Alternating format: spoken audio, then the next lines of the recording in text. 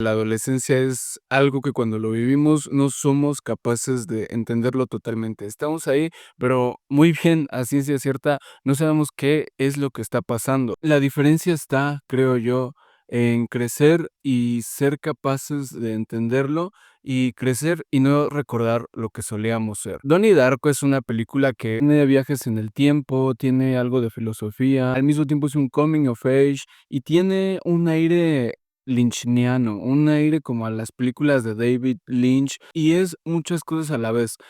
Cuando vi Donnie Darko por primera vez, la verdad, lo primero que me llamó la atención fue el póster, porque es de esas películas que te dicen que tienes que ver por lo menos una vez en la vida, y yo con el póster, con este conejo fantasmal, con estos tonos en azul, en negro, creo que logra captar muy bien toda la esencia de la película. Sin temor a equivocarme, cada vez que la vuelvo a ver, es de esas películas que me gustan más. Pensé que no iba a ser así, siempre he querido hablar de ella en este podcast. Yo soy Isaac y esto es Cine Café. Y sí, ya lo mencionaba yo, o sea, esta película yo me acuerdo que la vi por ahí cuando tenía unos 15, 16 años y llamó mi atención por esto, ¿no? En primera el póster, de nuevo, esta figura del conejo fantasmal que lo sabemos que es Frank, em, y cómo captura toda esta aura pues, de rareza, como de extrañeza, de no saber qué es lo que está pasando, también con estos tonos un poco más de película de terror, porque el tono de la película es algo que a mí me parece bastante curioso. Hay demasiado como estos chistes de humor súper ácido, súper negro, de este humor que tiene que ver pues sí, con todo lo característico del humor negro que a veces no se suele entender muy bien, y también es un poco más reflexiva, es un poco más filosófica, un poco más existencial, y se pone a jugar bastante con el tema de los viajes en el tiempo, que eso es algo que siempre he querido hablar acerca de Donnie Darko. Muchos la tachan de que, pues, el tema de los viajes en el tiempo no está muy bien manejado, que no es totalmente, pues, apegado, que como que el director se voló la barda ahí un poquito con ese tema, pero a ciencia cierta todo lo que sabemos de viajes en el tiempo, pues, son meras teorías, no es nada que se pueda confirmar, y eso siempre es algo que a mí me ha llamado la atención bastante. El tema o de cambiar el tiempo, de si cambias algo de tu pasado, cómo afecta a tu presente y cómo se va a desarrollar el futuro. El tema de si es posible, que yo de entrada no creo que algún día en alguna etapa de la humanidad pueda ser posible esto, pero la sola idea de jugar con todas estas convenciones,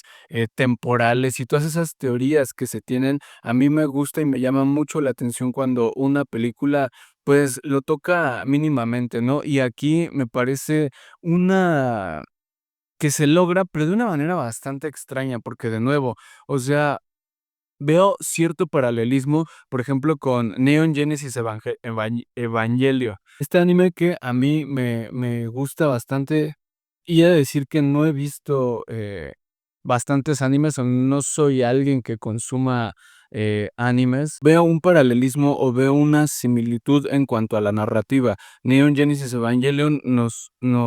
cuenta sobre, Shinji, que es un niño igual, es alguien de 13, 14 años, está en medio de la adolescencia y tiene que enfrentarse a cosas que un niño de 16 años no debería de enfrentarse. Donnie Darko es un chico de 15, 16 años que está de nuevo en esta etapa de la adolescencia, y este chico es esquizofrénico, tiene visiones acerca de Frank, un conejo fantasmagórico que le dice que se va a acabar el mundo, y él siente que tiene que, detenerlo, y vemos que el paralelismo en las 2 obras son acerca de chicos que no pueden enfrentarse, o no deberían de estarse enfrentando a cosas que los sobrepasan, y el cómo, se tienen que lidiar con eso, y con todo lo demás que debe de lidiar un adolescente a esa edad. los temas principales como que en estas 2 obras son, el amor, el miedo, el tema de saber quién soy y el tema de saber cómo yo soy a partir de los demás, es decir, cómo yo soy a partir de la otredad. Como ya lo habrán podido ver si son fieles consumidores de este podcast, ese es un tema que a mí también me llama mucho la atención y que me gusta ver cómo se aborda en distintas obras, en distintas películas. Pero eso es algo que noto aquí, o sea, sí, el tema de los viajes en el tiempo creo que es medular, es central. La idea base de la película, el argumento, vaya, se sostiene de esa idea, pero no es como lo que importa, porque creo que todo lo que importa, todo lo que, está o sea, eso es el fondo, ¿saben? El tema de los viajes en el tiempo y de todas esas teorías y de estas cosas. Siento yo que no es el discurso principal de la película, sino simplemente como, eh, el mostrar a todos los personajes inmiscuidos ahí para hablarnos acerca de algo más, de las relaciones humanas. Me encanta cuando una película está, o toma como base las relaciones humanas, ¿no? Es decir, que el cine habla del tiempo en el que se vive y al mismo tiempo cuando se ve cine es capturar la esencia de las personas, no solo de un tiempo, sino de cómo se vivía en ese tiempo. Y sí, sabemos que la película está ambientada en 1988, es decir, es una película de época, aunque esa película se filma en el 2000 y se estrena en 2001, y vemos que la estética aún todavía conserva, pues, esos toques noventeros. De por sí, esos toques noventeros ya como de videoclip de Radiohead, lo puedo ver así, porque es muy importante, la película está filmada en este formato Panavision, que es un formato, pues, súper, ¿cómo podríamos decirlo? Súper que amplía las formas, no es un formato cuadrado, es un formato totalmente amplio. Un ejemplo de este formato que volvió porque se había dejado de usar es la película del Brutalista y, me parece que El Brutalista o me gusta mucho cómo se ve la película del Brutalista. Sin embargo, aquí con Donnie Darko creo que se les fue un poquito la olla al pues, fotografiar las tomas, al hacer las tomas un poco más obscuras. Si bien siento que funciona este formato, creo que es ya más por un tema de cómo vemos el cine analógico. Analógico o análogo, creo que es decir, analógico, lo voy a decir así. O sea, el cine que no era digital, el cine que como tal se firmaba en filme, estas películas que usaban, ya lo he dicho mucho aquí, el filme, las cintas, y cómo es filmar en digital. Cuando se hace esta transición, se pierden algunos matices de la luz, se pierden algunos matices, también de la textura, y creo, o me gustaría a mí que se hiciera como que una restauración, es decir, es una película que casi tiene, que ya tendrá sus 25 años por ahí, creo que este año cumplirá 25 años de que se haya filmado, se haya estrenado esta película, y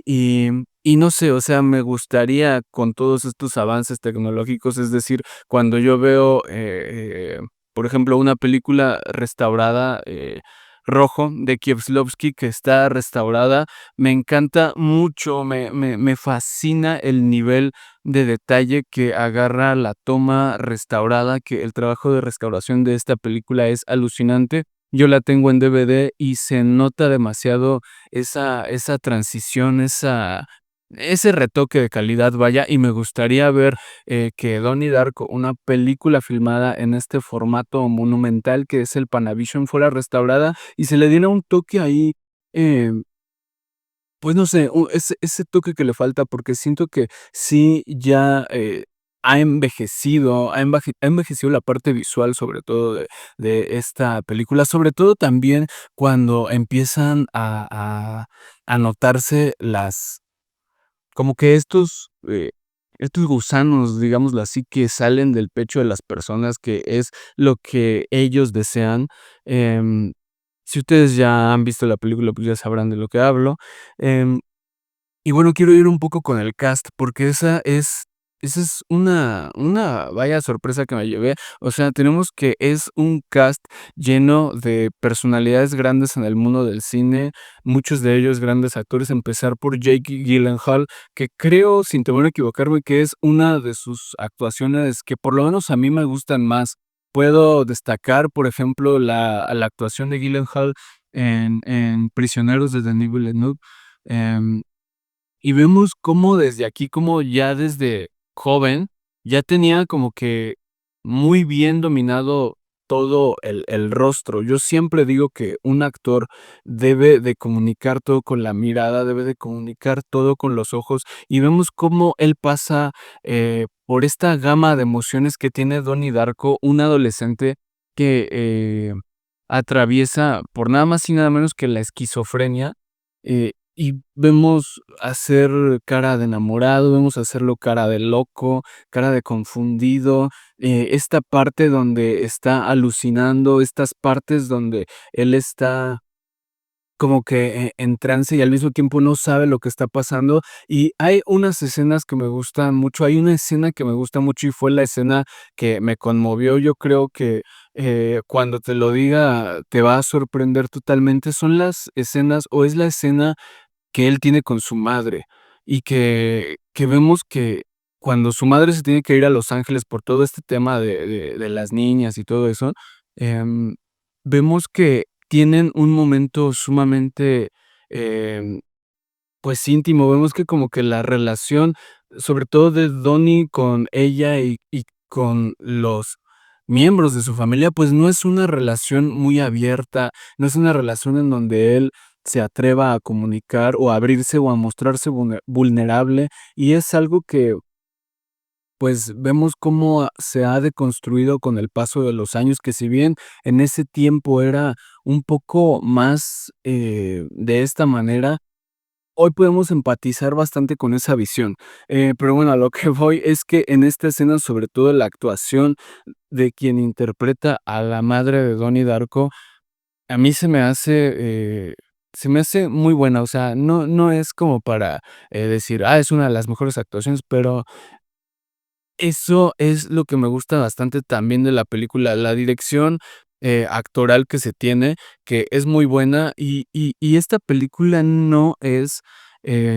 una joya en cuanto a actuaciones. O sea, sé que tal vez me esté contradiciendo, pero a lo que voy es que desde el casting, podemos ver que está bastante bien dirigido. Y vuelvo a lo mismo, o sea, tenemos a Jake Gyllenhaal, tenemos a Jenna Malone, que a mí de verdad se me hace una actriz demasiado buena, una actriz que no sé si no supo escoger sus papeles en pues, en Hollywood, no sé si no supo escoger las películas que hacía, o no sé por qué no la vimos mucho más. A mí me hubiese gustado verla en otros más proyectos, y es decir, tampoco pasó como que desapercibida. Hizo cosas, muy grandes, hizo Juegos del Hambre, hizo The Neon Demon, hizo por ahí creo que una película con Zack Snyder, la de Soccer Punch, que también no le fue tan bien, pero digo, no tiene un perfil tanto como de estrella. Sin embargo, a mí Jenna Malone me parece que pudo tener como que una carrera un poco más sólida, porque, de nuevo, vemos que aquí Jake Gyllenhaal y Jenna Malone, la química que tienen, pues se sostiene bastante, y es algo de lo que más me gusta de la película. Sus momentos juntos, las escenas que tienen juntos, porque no son estas escenas idílicas típicas de un romance, adolescente en los Estados Unidos, sino que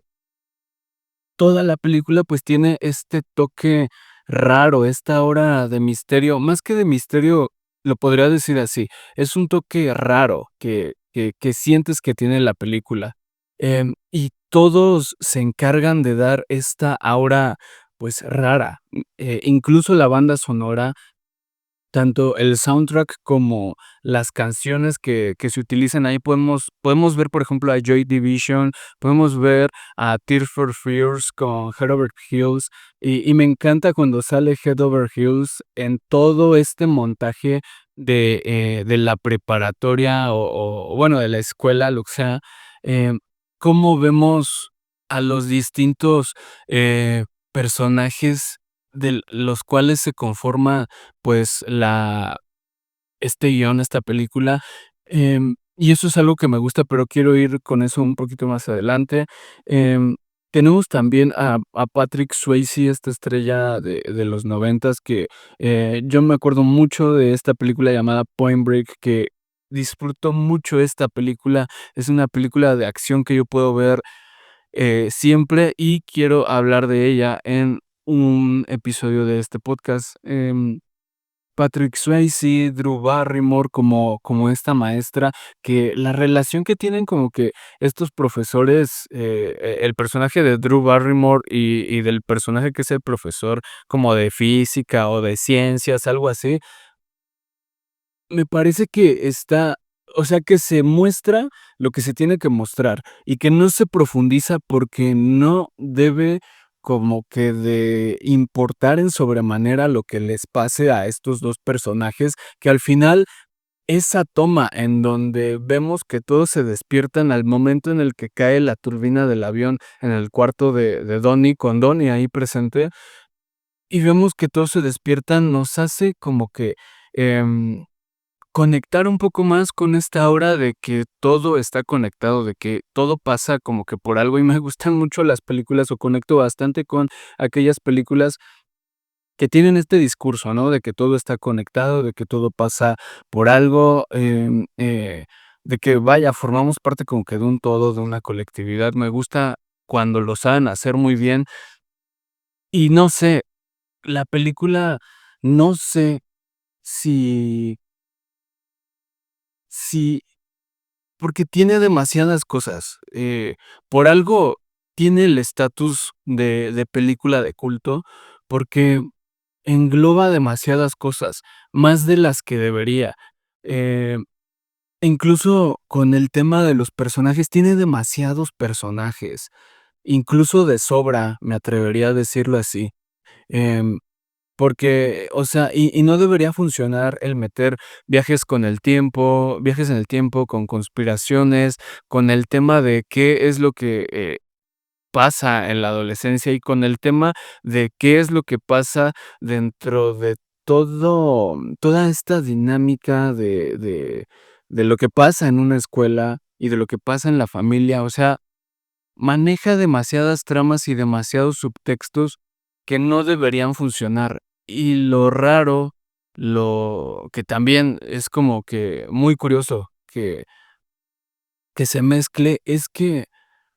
aunque no debería funcionar, aunque a otras películas no les funcionó, en esta funciona, y no solamente funciona, sino que es por eso que se siente auténtica, y es ahí donde la película adquiere su propio lenguaje o su propia esencia.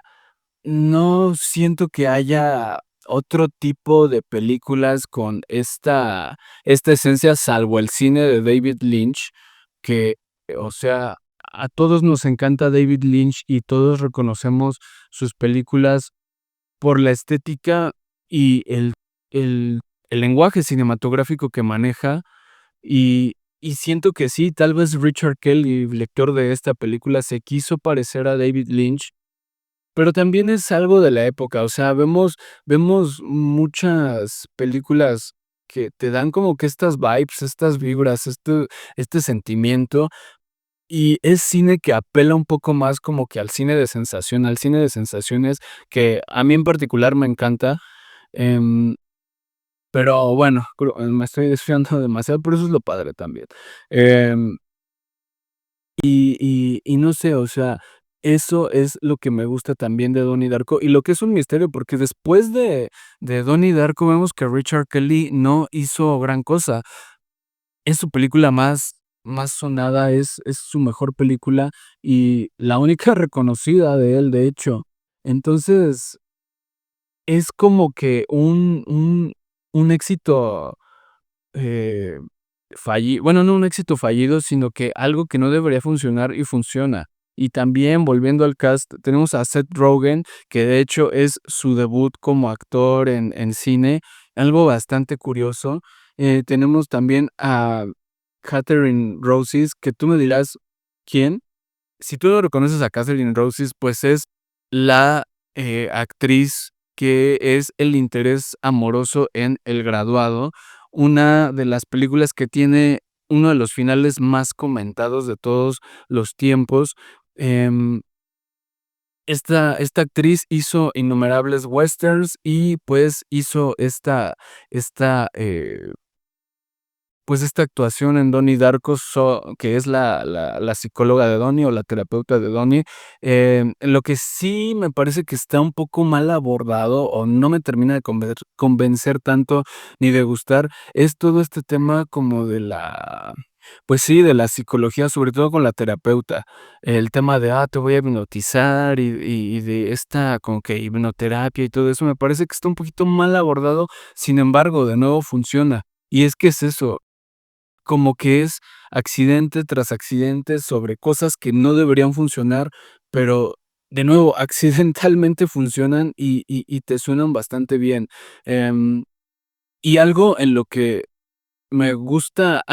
mucho del cine norteamericano es el saber construir la colectividad de un guión, de una obra, es decir, tener los arquetipos bien construidos y cómo esos arquetipos se van a relacionar entre sí, porque vemos muchos personajes y de nuevo me voy a permitir hacer la comparación con el cine de David Lynch, porque estoy viendo Twin Peaks, una de las grandes series que hay en la historia y veo estos paralelismos, ¿no? En donde, es un pueblo, es una localidad, etcétera,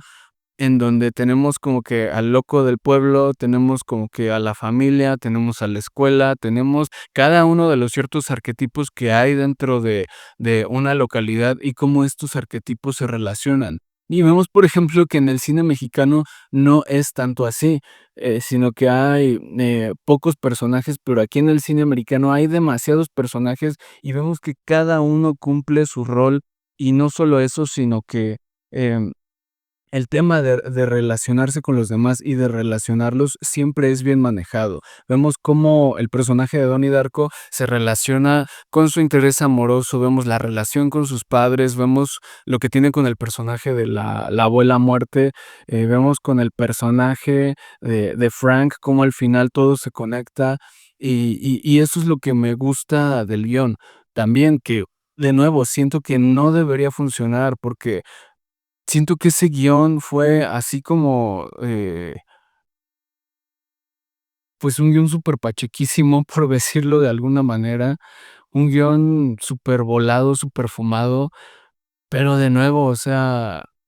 funciona, y es lo raro, ¿no? Como una película que se hace con $3 millones,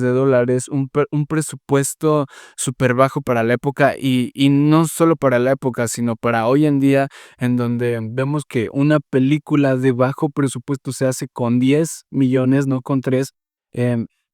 logra, pues, convertirse, logra tener el estatus de culto y logra tener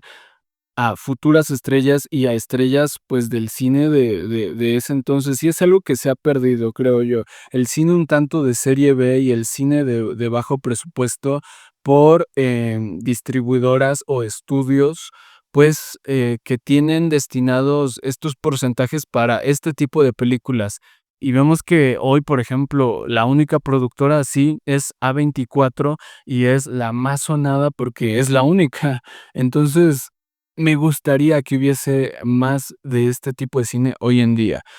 pero bueno, es un tema para otra ocasión. Em, y el tema de los viajes en el tiempo es solo el escenario, algo que ya lo decía, es que siempre traigo aquí mis notas para hablar de la peli, porque de nuevo, siento que todo el tema de la adolescencia como que es el escenario principal y el de los viajes en el tiempo, pues, pasa a ser algo secundario. Em, y algo que me parece el que no se ha puesto mucha atención sobre, la película, porque siempre, la película da para hablar de muchas cosas, no por tanto es de las películas de culto más comentadas de todos los tiempos. Siempre es como que si, todo lo que no se dice, ¿no? Que cómo llegó Frank a convertirse en el viajero del tiempo, porque vemos que al final de la película, pues, Donnie le dispara y, y pues el personaje de Frank muere, pero luego es él que con el balazo en el ojo, em, se convierte en él el viajero del tiempo, y es él quien se le manifiesta a Donnie, y está como que, bueno, esta idea de si Donnie es esquizofrénico y tiene todas estas alucinaciones, ¿cómo pudo alucinar a Frank, siendo que es alguien que no conocía y ni siquiera lo conocía con su traje de conejo? Lo que destruye el argumento de, bueno, dado a la esquizofrenia de Donnie, eh, destruye el argumento de que él imaginó todo y de que sí ocurrió tal como que fue un viaje en el tiempo. Pero entonces hay muchas inconsistencias que empiezan a salir y muchas cosas que la verdad no tienen sentido si te pones a hacer como que una investigación, pues, más minuciosa acerca de todo lo que reflejan los viajes en el tiempo y no sé qué, pero de nuevo, al final no importa porque creo que el contrato de ficción que se hace sirve bastante para concentrarnos en el subtexto de la película, que es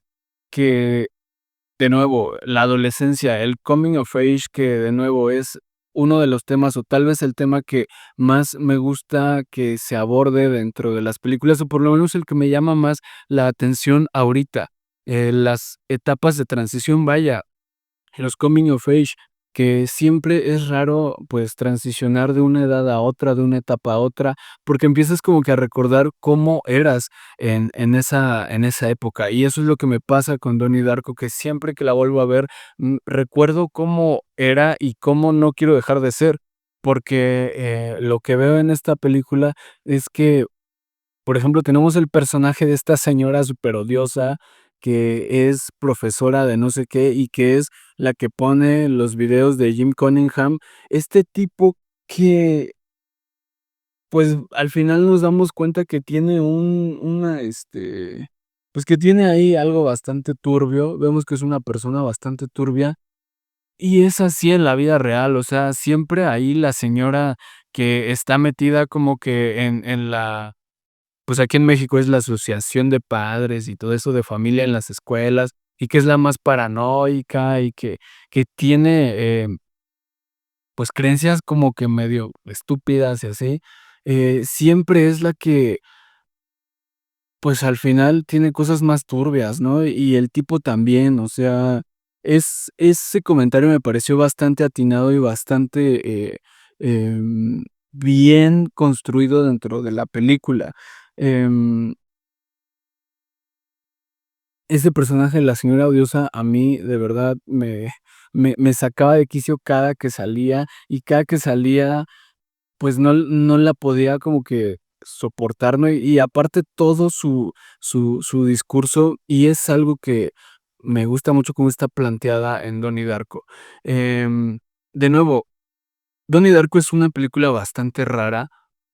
una película que no debería funcionar, pero que lo hace, y creo que ahí radica su encanto. Em, y lo que sí quiero dejar bien en claro es esta parte de la incapacidad de poder conectar unos con otros, que es algo que ahora que la volví a ver, pude notar un poco más y con lo cual conecté mucho más que las veces anteriores. Vemos que Donnie no puede conectar con su familia, que al mismo tiempo, pues, es este tipo como que incomprendido, pero que nadie se atreve a comprender de entrada porque tiene eh, una enfermedad mental y que nadie tiene o se esfuerza por hacerlo, ¿no? Sí vemos que como que es un marginado, que al mismo tiempo eso lo hace como, pues no cool, pero siempre lo misterioso llega a dar como que un estatus de cool. Alguien que no se esfuerza por encajar, alguien que es así como de, no sé, despierten. Y por ese tono también me parece algo bastante como que edgy, pero que funciona para la época, siendo que hoy lo edgy está bastante cringe y bastante funado y así, pero también es lo que me gusta de la película, que no todo te lo restriegan en tu cara y te dicen: "Esto es esto, y este final es, así lo que tiene que pasar", sino que se dejan muchas cosas ambiguas y se dejan muchas cosas a interpretación del público. Me encanta cuando una película hace eso, cuando una película no da por hecho que el espectador es un idiota y te restriega todo el texto en la cara lleno de nuevo de diálogos explicativos, eh, y te deja a ti armar las propias conjeturas, las propias teorías, porque eso es lo que está padre, lo rico que a nosotros los espectadores y los amantes del cine nos gusta, que es nosotros mismos atar los cabos y nosotros mismos atar teorías, que es algo que el final estaba así de no funcionar, el final de como toda la película. El final estaba así de ser un final malo, de ser un final, eh, tal vez cliché, pero algo de nuevo que sabe hacer muy bien Richard Kelly, eh, por medio de la foto, por medio de la música, es saber construir esta atmósfera de qué rayos está pasando o qué rayos fue lo que pasó. Porque sí, al final te dicen o puedes intuir,